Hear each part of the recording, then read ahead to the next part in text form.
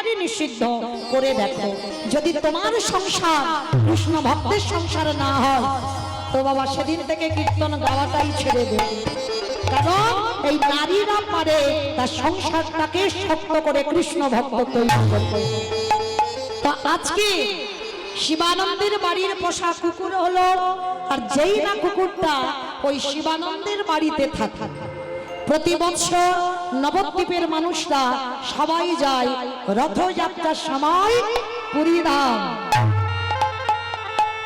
এই রথযাত্রার সময় আজও বিধান আছে বাবা, পুরী ধামে সবাই নবদ্বীপের ভক্তরা যায়। তা শিবানন্দ কুকুরটা বায়না ধরেছে, প্রভু আমিও যাব। তবে বাবা এখনকার সমাজ নয়, তখনকার সমাজ কুকুর বিড়ালের এঁঠোগুলো খুব মানামানি করত। মানে যদি কুকুরের ছোঁয়া লাগে তো স্নান করতে হবে, বিড়াল যদি কোথা থেকে হেঁটে যায় তো গঙ্গা জল ছড়িয়ে পবিত্র করতে হবে। তা শিবানন্দ কুকুরটাকে নিয়ে যাচ্ছে, সমস্ত ভক্তরা বলে বললেন, শোনো শিবানন্দ,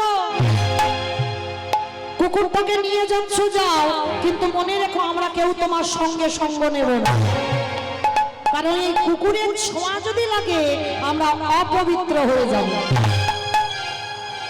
তো শিবানন্দ বলছে, ভাই একটা কাজ করো, তাহলে তোমরা তোমাদের মতো যাও, আমি আমার কুকুরটাকে নিয়ে পুরী ধামে যাব। তা নদী পার হতে হবে, নৌকার ঘাটে গিয়ে বাবা মাঝি ভাইকে বলছে, মাঝি ভাই আমার কুকুরটাকে একটু পার করে দেবে। তা মাঝি তো রেগে গিয়ে বলছে, শোনো, তোমার কুকুরটাকে যদি আমার নৌকায় তুলি আমার নৌকা অপবিত্র হয়ে যাবে, আর আজকে যদি তোমার কুকুর নৌকায় ওঠে তাহলে আমার এই নৌকাতে সারা দিন আর কেউ উঠবে না। তাহলে কি করবো বলো? আমি কি তোমার সারা দিনের রোজগার বন্ধ করে তোমার কুকুর পার করাবো? বলো তুমি কি করবে বলো। তা শিবানন্দ বলছে, ভাই একটা কাজ করো না, যদি সবার ভাড়াটা আমি যদি একা তোমায় দিয়ে দিই তাহলে তো পার করে দেবে।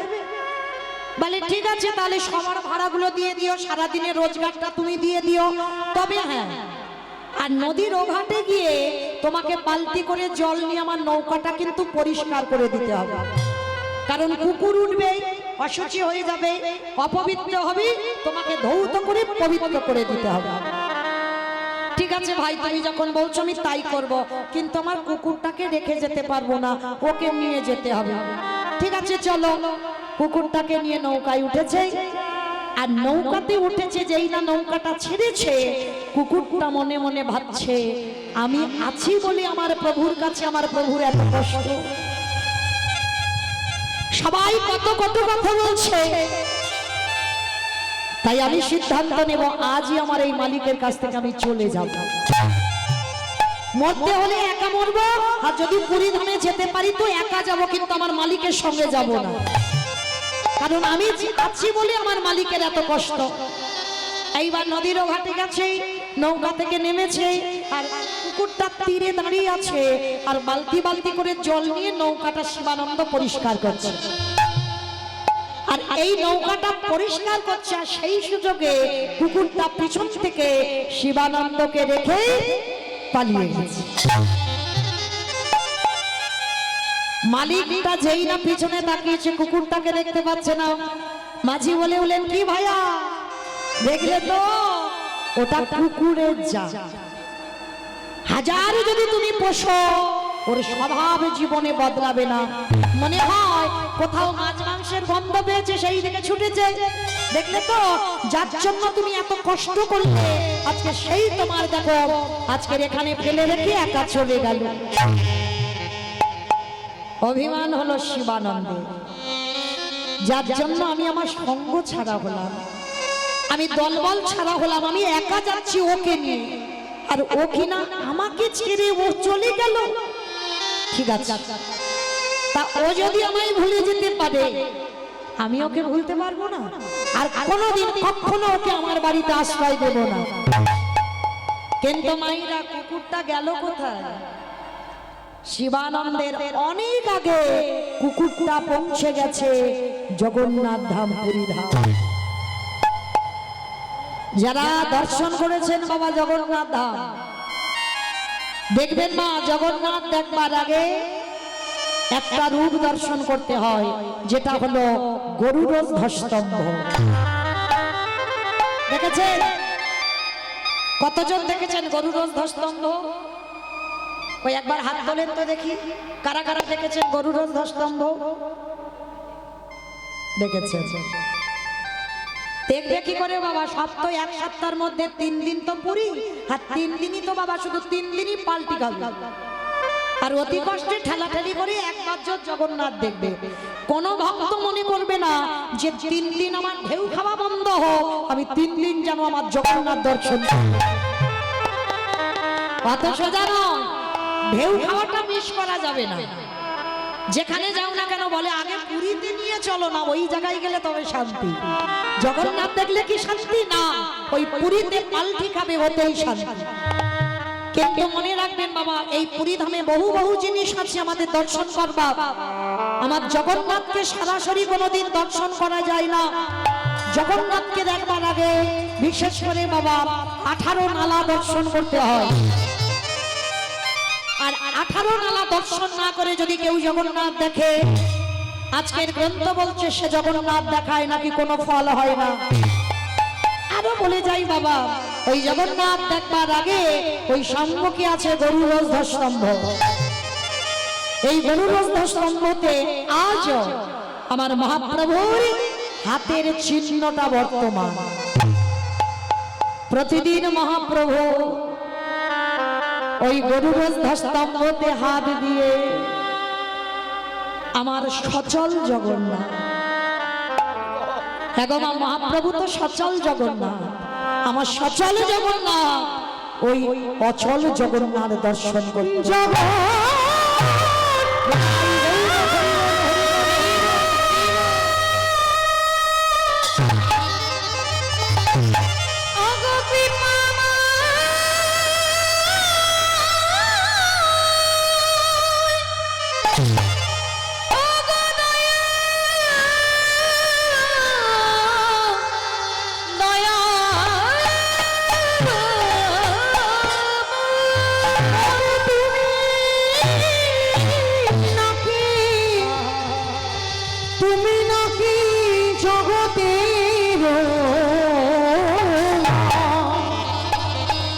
এবারে আমায় কৃপা আমার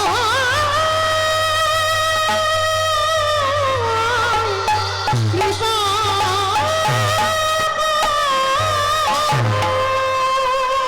আস্তে আরো বলে যাই মা, জগন্নাথ দেখবার আগে এই জগন্নাথ ধাম থেকে বাবা 90 বা 100 কিলোমিটার দূরে আছে আমার নীলমাধব। দর্শন করেছেন নীলমাধব? কতজন ভক্ত দর্শন করেছেন? একবার হাতটা তোলেন তো দেখি। নীলমাধব দেখেছেন? কারা কারা নীলমাধব দর্শন করেছে? এই কয়েকজন, একটা দুটো হাত উঠছে। তার মানে পুরী ধামে অনেকবার যাওয়া হয়েছে কিন্তু নীলমাধব দর্শন হয়নি। এরপরে যারা টুরিস্টে যাবেন অবশ্যই করে যারা নীলমাধবে নিয়ে যাবেন সেই গাড়িতে যাবেন, না হলে তো যাবেন না। মানে যাদের অনেকবার জগন্নাথ দেখা হয়ে গেছে অবশ্যই করে আমি চরণ ধরে বলবো প্রত্যেকে একবার নীলমাধবে যাবেন, কারণ ওইটা হলো বাবা আসল জগন্নাথ। ওই নীলমাধব পরবর্তী দিনে ওই নীলমাধব কাঠ হয়ে ভেসে এসেছে, বিশ্বকর্মা দ্বারা প্রতিষ্ঠিত হয়েছে, তৈরি করা হয়েছে।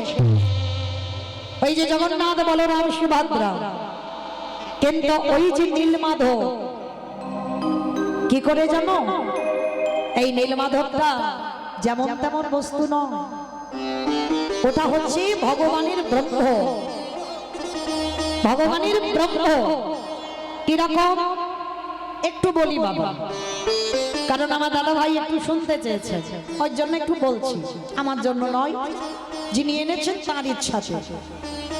এই যে নীলমাধব, ভগবান কৃষ্ণ 125 বছর বয়সে দেহত্যাগ করেছিলেন জরাব্যাধির তীরে। ভাগবত বলছে আমি নয়, 125 বছর বয়সে জরাব্যাধির তীরে তিনি দেহত্যাগ করেছিলেন। আর দেহত্যাগ করবার পর চন্দন কাষ্ঠে বাবা প্রভাসের তীর্থে কৃষ্ণের দেহটাকে পোড়ানো হলো। অমাইরা ভগবানকেও দেহত্যাগ করতে হয়েছে, তোমরা আমরা কি ছাড় যাব? মৃত্যু দরজায় দাঁড়িয়ে আছে, এই ঢুকলো বলে কথা, তৈরি হয়ে নিয়ে দিতে হবে। আর মৃত্যুকে জীবনে কেউ ভয় পেও না, আর ভয় যত পাবে তত কষ্ট পাবে। মৃত্যুকে সঙ্গী করে নিতে শেখো, যে একদিন না একদিন আমার মরণ হবে, এই পৃথিবী ছেড়ে আমাকে চলে যেতেই হবে। কারণ আমার ভগবানকে ছাড়েনি। 125 বছর বয়সে দেহ ত্যাগ করলো, প্রভাসের তীরে চন্দন কাষ্ঠে পোড়ানো হলো। আচ্ছা বাবা, মানুষের দেহটা সব পুড়ে যায়, একটা জায়গা পড়ে না, সেটা কোনটা? মাথা পড়ে না। একজন দেখালো মাথা নাকি পড়ে না, এই বলে আবার চোখ পড়ে না। ঠিক নাভি, এই নাভিটা পড়ে না। এই নাভিটা নিয়ে কি করি আমরা? গঙ্গা পুঁতে দিই। আবার অনেকে আছে ওই নাভিটা নিয়ে বাড়িতে এসে অনেকে মন্দির করি বা সমাধি করে দেয়। তো এই যে বাবা, কৃষ্ণের নাভিটা যখন পুরলো না, দৈব বাণী হলো, শোনো, আমার এই নাভিটাকে নিয়ে তোমরা যেখানে সেখানে ফেলো না, এই নাভিটাকে সোনার ভান্ডারি করে তোমরা এই জলে ভাসিয়ে দাও। প্রভাসের জলে ভাসিয়ে দিল। আর সেই যে যে জরাবাদের হাতে আমার ভগবান দেহত্যাগ করেছিল, ওইটা তো ছিল বাবা বালির পুত্র অঙ্গ। বালিকে নৃশংসভাবে হত্যা করেছিল বলেই বালিকে রামচন্দ্র বলেছিল, অঙ্গ তুমি আমার কাছে কি চাও বলো। সেদিন অঙ্গদ বলেছিল, আমি যেটা চাইবো তোমার কাছে তুমি কখনো দিতে পারবে না। অঙ্গ তুমি জানো না আমি ভক্ত বাৎসল্য ভগবান, আমি মর্যাদা পুরুষোত্তম ভগবান, আজ পর্যন্ত আমার কাছে কেউ কিছু চেয়ে পাইনি বলতে পারবে না। বলো অঙ্গদ তুমি কি চাও? তখনই অঙ্গদ বলেছিল, হে দয়াময়, দিতে যদি হয় তুমি আমার একটাই বর দাও, আমি যেন পিতৃ হত্যার প্রতিশোধ নিতে পারি।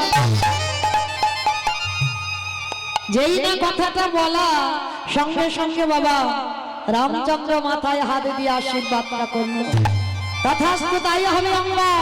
তবে এ দেহে নয়, এ জন্মে নয়, এর পরের জন্মে আমি তোমার হাতে আমি আমার প্রাণটা ত্যাগ করব। সেই বালির পুত্র অঙ্গদ হলো কে? জরাব্যাধ। প্রাণ চলে গেল। আর যখনই প্রাণ চলে গেল, ওই জরাব্যাধ গিয়ে ভগবানকে ধরে কেঁদেছিল, হে দয়াময়, আমি এমন পাপিষ্ঠ, এমন দুরাচার, আমার জন্য তোমার প্রাণ চলে গেল। না জরা, তোমার জন্য না, এ তো পূর্ব জন্মে আমি আমাকে অভিশাপ দিয়ে রেখেছি, তোমারই হাতে আমি আমার প্রাণ ত্যাগ করব। প্রভু, আমি যে অন্যায় করলাম, আমি যে অপরাধ করলাম, এর ক্ষমা কি করলে পাবো? আমি কি করে তোমার আবার ভজন করব? তখনই আমার ভগবান বলেছিল, জরা, আমি কথা দিলাম এর পরের বারে আমি আমার এই সব দেহটা আমি তোমারই হাতে উঠব, আর তুমি আমার একমাত্র ভজন সাধন করবে, যেটা জগতে কেউ জানতে পারবে। ওই যে ভগবানের নাভিটা প্রথমে চলে গিয়েছিল বাবা, যেটা হচ্ছে নীলমাধব। এটা গোপনে সেবা হতো, গোপনে পূজা হতো, কেউ জানতো না। যেদিন ইন্দ্রদম্ন রাজা সন্তান পাবার লালসায় দেবতা মন্দির প্রতিষ্ঠা করেছিল, দেব প্রতিষ্ঠা করবে, যে ওটাই করলে ইন্দ্রদম্ন রাজা সন্তান পাবে, কিন্তু এই নীলমাধবের সন্ধান লাগবে। তার জন্য কি করেছিল? বিদ্যাপতির হাতে দায়িত্ব দেওয়া হয়েছিল। ওই বিদ্যাপতিকে বলেছিল, যদি তুমি নীলমাধবের সন্ধান এনে দিতে পারো, তাহলে অর্ধেক রাজত্ব আমি তোমায় দিয়ে দেব। আর ইন্দ্রদম্ন রাজার মন্ত্রী হয়ে ওই বিদ্যাপতি গেল নীলমাধবের সন্ধান। কিন্তু ভগবান ওই যে নাভিটা ভেসে ভেসে গিয়েছিল প্রথম আমার ওই জরাব্যাধ, পরের বারে হয়ে এসেছিল বাবা সবর রাজ। এই সবর রাজ জরাব্যাধ যিনি অঙ্গ, তিনি হলো জরাব্যাধ, তারপরের জন্মে হলো সবর রাজ। ওই সবররাজ গোপনে আমার ভগবান কৃষ্ণের নাভিটা নীল মাধব হয়ে পূজা করত। যখন বিদ্যাপতি হঠাৎ একদিন রাতের অন্ধকারে জঙ্গলে গন্ডগোল হয়ে গেল, পথ খুঁজে পাচ্ছে না, হঠাৎ দেখতে পেল অনতি দূরে একটা পর্ণকুঠি। প্রবেশ করলো রাতের অন্ধকারে, আর ওই বাড়িতে একটা বিবাহযোগ্য কন্যা ছিল, যার নাম ছিল ললিতা। ওই ললিতাকে বিয়ের প্রস্তাব দিয়েছিল। কেন? তার একটাই কারণ, ওই রাতের অন্ধকারে প্রতিদিন সবররাজ তার মেয়েকে বলে যেত, মা আমি আসছি আমার নীলমাধবকে পূজা করতে, দেখবি মা ওই যে বাবা ঠাকুর আমার বাড়িতে অতিথি রূপে এসেছে, যেন গুণাক্ষরে না জানতে পারে আমি নীলমাধবের পূজায় যাচ্ছি। সমস্ত কথাবার্তা শুনে নিল বিদ্যাপতি, আর শুনে নিয়ে মনে মনে চিন্তা করলো, এই তো সুযোগ, আমি যদি ললিতাকে বিয়ে করতে পারি তাহলে ওর বাবার ওই নীলমাধবের সন্ধান আমি জানতে পারবো। বিয়ের প্রস্তাব দিল, সবররাজ মনে করলো মেয়ে বিবাহযোগ্য, তাহলে তো বিয়ে দিতেই হবে, এমন সুন্দর পাত্র আমি আর পাবো না। বিয়ে দেওয়া হলো। ফুলসজ্জার রাত্রিতে ওই যে বিদ্যাপতি ললিতার কাছে বাসনা করেছিল, ললিতা আমি তোমার কে? বলে কেন? তুমি আমার সব, তুমি আমার ইহকাল, তুমি আমার পরকাল, তুমি আমার সব। বাহ, আমি যদি তোমার সব হই তাহলে মনে রেখো, তোমার শীতের সিঁদুর বাঁচাবার জন্য তোমার বাবা রাতের অন্ধকারে কোথায় যায় না, না অসম্ভব। আমার বাবা যে কোথায় যায় এই কথাটা আমি তোমাকে বলতে পারবো না। ও তাহলে তুমি নারী জাতি হয়ে তুমি তোমার হাতের শাখা ভেঙে দিতে চাও, তোমার শীতের সিঁদুর মুছে দিতে চাও? না না স্বামী, না, আমার বাবার যে বলা নিষিদ্ধ আছে। আগে তোমার বাবা না আগে আমি, কোনটা চাও? দুটা নাই পড়ে গিয়েছিল ললিতা। বেশ, আমি কথা দিলাম স্বামী, আমি রাতের অন্ধকারে বাবার কাছ থেকে জানবো আর জেনে তোমাকে বলে যাব। ললিতা বাবার কাছ থেকে খবর পেল কোথায় আছে নীলমাধব, আর সেই সমস্ত ঘটনা ওই বিদ্যাপতিকে বলল। আর বিদ্যাপতি যখনই গেল ওই নীলমাধব দর্শন করতে, গোপনে পূজিত হতো, গোপনে সেবা হতো, কিন্তু যখনই বিদ্যাপতি জেনে গেল ওই নীলমাধবকে তুলে নিয়ে এসেছিল। কিন্তু আমার ওই সবররাজের কন্দন ধ্বনি শুনে নীলমাধব আর যেতে পারল না ইন্দ্রদম্নর কাছে। কারণ ভক্ত যদি কাঁদে ভগবান যাবে কি করে? দৈববাণী করল, আমি এক রূপে নীলমাধব হয়ে সবররাজের কাছে থাকবো, আর এক রূপে আমি কাঠ হয়ে ভেসে যাব ওই পুরী ধামের সমুদ্রে। আর ওই কাঠ দিয়ে যেন ইন্দ্রদম্ন রাজা বিশ্বকর্মার দ্বারা জগন্নাথ বলরাম সুভদ্রা প্রতিষ্ঠিত করে। আর প্রতিষ্ঠিত করলে ওই যে ভগবানের নাভিটা যেটা সব, ওই নাভি আমার জগন্নাথের নাভিতে প্রতিষ্ঠিত করা। তবে বাবা যিনি প্রতিষ্ঠা করবে তার 3 দিন মাত্র আয়ু, 3 দিন পরে তাকে মৃত্যুর মুখে যেতেই হবে। কেন? জগন্নাথের এটা আশীর্বাদ, আজও নিয়মটা আছে বাবা। যখনই 12 বছর অন্তর জগন্নাথের কাঠ বদলানো হয় তখন ওই নাভিটা বের করা হয়, আর যিনি প্রতিষ্ঠা করবে নাভিটা 3 দিন পরে তার মৃত্যু হবে। কেন গো? এই অভিশাপটা জগন্নাথের দেওয়া কেন? ধরুন বাবা, আমি যদি জগন্নাথের ভগবানের নাভিটা হাতে পাই, আমার পা মাটিতে পড়বে, অহংকার এসে যাবে না? কোনো না কোনো দিন তো কারোর কাছে আমি গল্প করব যে আমি কৃষ্ণের নাভি নিজের হাতে ধরেছি। ভগবান বলল যাতে কারোর অহংকারটা না আসে, আমার নাভিটা প্রতিষ্ঠা করে 3 দিন পরে তাকে চলে যেতেই হবে। আজও সে নিয়ম চলে আসছে বাবা। যখনই জগন্নাথের কাঠ বদলানো হবে তখনই নাভি বাহির করা হবে, আবার ওই নাভি যিনি প্রতিষ্ঠা করবে তাকে চলে যেতে হবে। তাহলে জগন্নাথ ধামে বহু কিছু জিনিস থাকবার আছে, এগুলো আমরা মানি না আর জানতেও চাই না। তো এই যে গরুরোধ স্তম্ভ, আজও মহাপ্রভুর হাতের চিহ্ন আছে, গিয়ে দেখবেন সামনে একটা বড় লম্বা মতো দাঁড় করানো আছে গরুরোধ স্তম্ভ। সবার আগে চরণ ধরে বলে যাই, ওইটাকে প্রণাম করবেন। আজকের হাতটা আছে, একটু দর্শন করে নেবেন, মহাপ্রভুর হাতের চিহ্ন। আর ওই জগন্নাথ অপলক নয়নে দর্শন করছে, আর ভগবানের নয়ন থেকে প্রেমাশ্রু বিগলিত হচ্ছে। আর সেই কুকুরটা কোথায়? যে কুকুরটা শিবানন্দের কাছ থেকে নদীর ঘাট থেকে চলে এলো, এসে বাবা একেবারে মহাপ্রভুর চরণে এসে কুকুরটা বসেছে। মহাপ্রভু জগন্নাথ দেখছে, কাঁদছে, মহাপ্রভুর চোখের জলটা কুকুরের মাথায় পড়ছে, আর কুকুরটা কাঁদছে, কুকুরের চোখের জলটা মহাপ্রভুর চরণটা ভেসে যাবে। মহাপ্রভু যেই না দর্শন করেছে, কে কে কে আমায় এমন করে চোখের জলে চরণ ধোয়াচ্ছে, কে? মহাপ্রভু নিচের দিকে তাকিয়ে দেখলো একটা অবলা কুকুর। মাথায় হাত দিয়ে মহাপ্রভু বলছে, কোনো জাত বিচার নয়, পশু পাখি বিচার করে না। মাথায় হাত দিয়ে বলছে, কিরে কাঁদছিস? একবার কৃষ্ণ বল। কি বাবা, পরশমণি পাথরের নাম শুনেছেন? লোহাতে ঠেকালে লোহা নাকি সোনা হয়ে যায়। আর আমার ভগবান তো পরশমণির থেকে আরো মূল্যবান সম্পদ। ভগবান যদি কাউকে পরশ করে, তার হৃদয় আপনি থেকে সোনায় পরিণত হয়। আর যেই না পরশটা করেছে, মহাপ্রভু বারবার বলছে, একবার কৃষ্ণ বল, একবার কৃষ্ণ বল।